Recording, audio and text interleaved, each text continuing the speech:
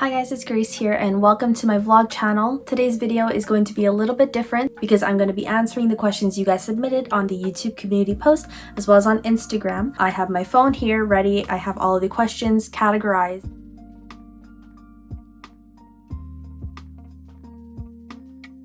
And just a disclaimer, my answers to these questions are all based on personal opinion and personal experience. Take what I say with a grain of rice or with a grain of salt, whatever the saying is. Make sure to do your own research about your own university. Please do not use this video to dictate your decisions in university.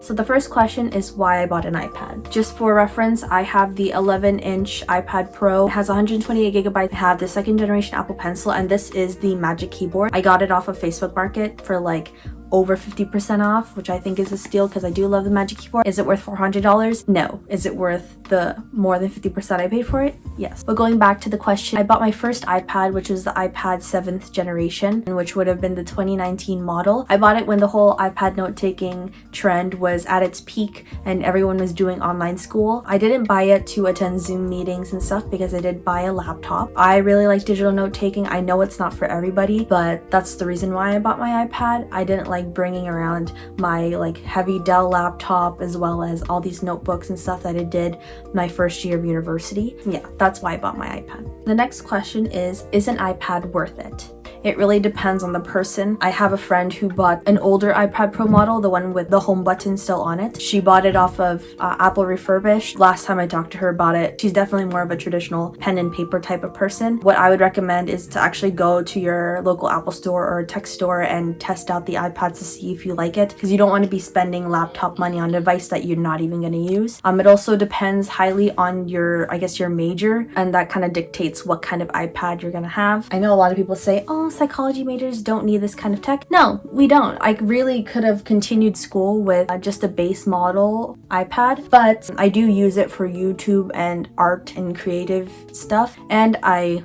worked a lot to get this, so it's hard-earned money spent well because I use it every day. The third question is, which iPad should you buy? And this question could be a video in itself. I personally haven't tried the iPad Air yet, or I don't think I ever will, just because my iPad Pro works fine. But there are many YouTube videos that compare all of the models together, so I highly recommend to just go on YouTube, search those comparisons, or specifically look for student perspective reviews on different iPads, just so you can get a more focused idea or focused information about the device. The only reason why I didn't get the iPad Air and I went for the iPad Pro is because I knew I needed more than 64 gigabytes, but the jump from 64 gigabytes to 256, that's a big jump, and I knew I didn't need 256, and it was only $50 more to get the 128 gigabyte iPad Pro, so I just decided to splurge on it because I knew I didn't need 256. That's literally the only reason why.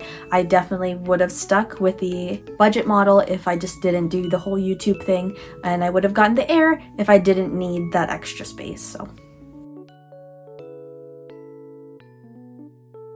So the first question is, how do you balance school with your personal life? Many, if not all of my friends are actually in university or post-secondary, or they have jobs already. Me and my friends hang out very sparingly. Sometimes we just go out for lunch once a month, once every 2 to 3 weeks. But all of us are very school oriented, so it's all really a mutual understanding that we always put our studies first. Balancing my social life was never really an issue in terms of university. How do you balance working with going to school full time? Is it doable? Is it doable? 100%. Is it difficult? 100%. Most, if not all, my friends in university had or have part-time, even full-time jobs.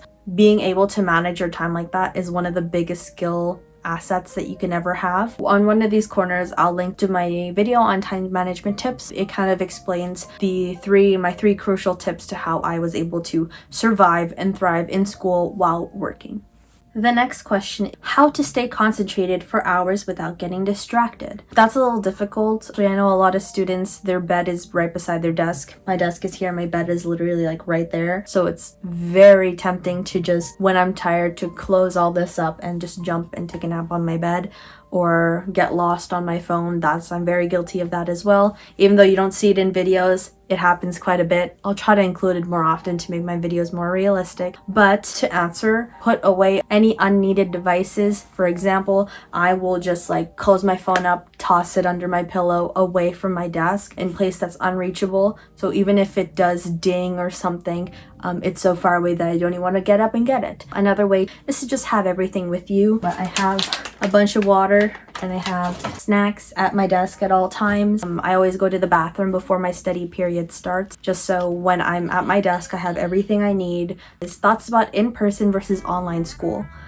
In-person classes, I love, honestly. It's nice being around people. It's nice being in the university setting. I know for a lot of us kind of miss that in university. I know some students haven't even experienced life on campus yet. What I don't like about it is having to wake up super early because my university is a 30 to 40 minute drive away from my house. I liked online university because I could wake up 10 minutes before my class, put on like a nice sweatshirt, brush my hair, wash my face, brush my teeth, and I'll be set. I like in-person university just because I like interacting with people. I know it's not for everybody.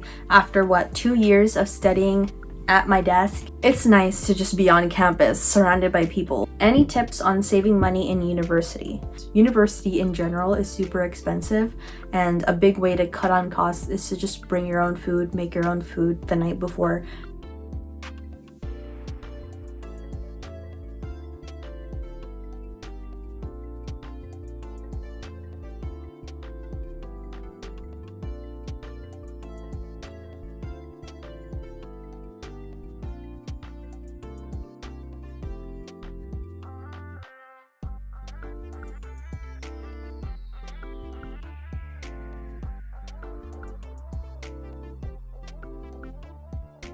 What are your essentials for going into class or studying?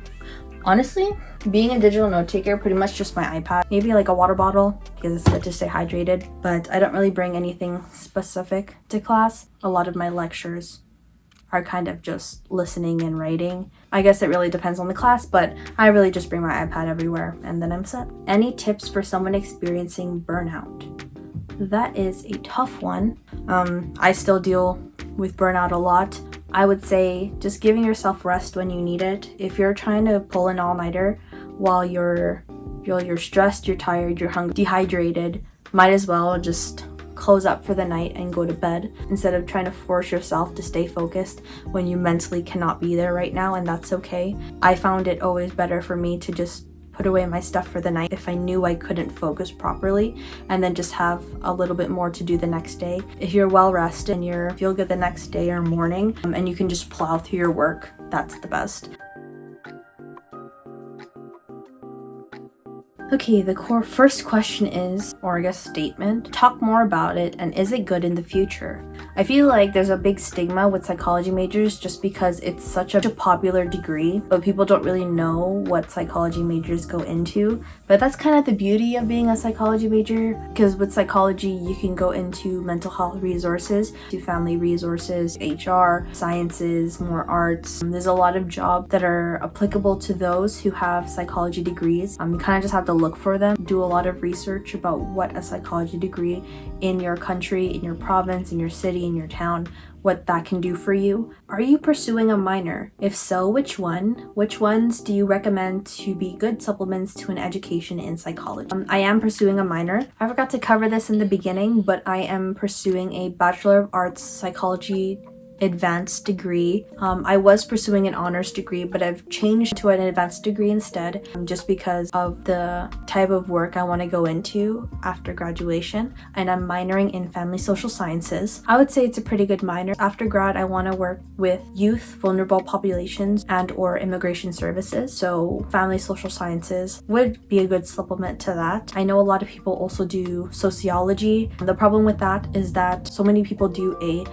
sociology minor that it could be a little difficult standing out from other psychology majors just because it's one of the very popular ones. There's also having a minor in stats. That looks really good for employers and professors if you're trying to get a research assistant placement. Some other ones really depends on what you want to do with your psychology degree. My cousin has a Bachelor of Science psychology degree and she did a double minor in biology and chem. Those are some other minors that you can do. The next question is, are you you or will you be looking into research assistant jobs as an undergrad? I was back when I was pursuing an honors degree, just because I wanted to go into social psychology research on racism and discrimination. But after I kind of looked into it more and what it entailed, it just wasn't for me, which is one of the big reasons why I switched to an advanced degree. But reaching out to professors and looking for those jobs is really good. It's really crucial to get into grad school. You really want to try to get those research jobs, and ways to do that is kind of getting yourself familiar with professors' work and reaching out to them and asking them questions about the work, ways that you want to contribute, and things like that. And it's a lot, but you really want to get those placements early on. What do you plan on pursuing after you graduate? As of right now, who knows, it might change. My passions can change. They're allowed to change. As of right now, I do want to work for a little bit before I go to grad school, but the main goal is I want to be a licensed counselor in my province. You do have to have a master's in either psychology, sociology, social work, and all that stuff. Probably go to graduate school for social work, so I'll keep you guys posted.